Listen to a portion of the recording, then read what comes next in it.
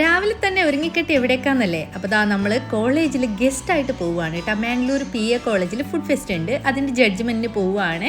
ഞാനും അതുപോലെ തന്നെ സെമീസ് കിച്ചണ്, പിന്നെ നസീബ, പിന്നെ അർഷാന, ഞങ്ങൾ 4 പേരുമായിട്ടാണ് കേട്ടോ കാറിൽ പോകുന്നത്.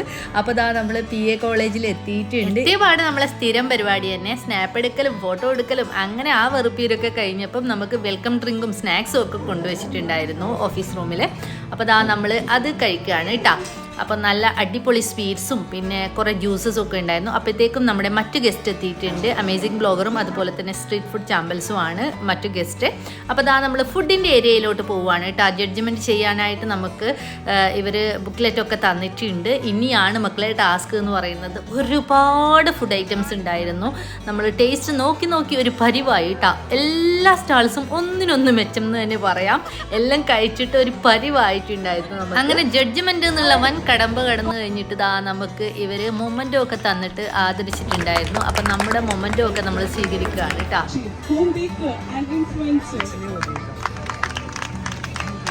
അങ്ങനെ ആ പരിപാടിയും കൂടെ കഴിഞ്ഞിട്ട് വീണ്ടും നമ്മൾ കഴിക്കാനായിട്ട് പോവുകയാണ് കേട്ടോ. ഇവർ നമുക്ക് ഉച്ചഭക്ഷണം റെഡിയാക്കിയിട്ടുണ്ടായിരുന്നു. ഇതിൻ്റെ ആവശ്യം ശരിക്കും ഉണ്ടായിരുന്നില്ല. നമ്മൾ അവിടെ തന്നെ കഴിച്ചിട്ട് വയർ ഓൾറെഡി ഫുള്ളായിട്ടുണ്ടായിരുന്നു. പക്ഷെ നമ്മൾ അവരൊരുക്കിയതുകൊണ്ട് നമ്മൾ ഇരുന്ന് ജസ്റ്റ് എണീറ്റു. പിന്നെ ദാ നമ്മൾ ഇവിടുന്ന് മടങ്ങുകയാണ് കേട്ടോ. അപ്പോൾ ഇത്രയേ ഉള്ളൂ ഇന്നത്തെ വ്ളോഗ്. Tata bye.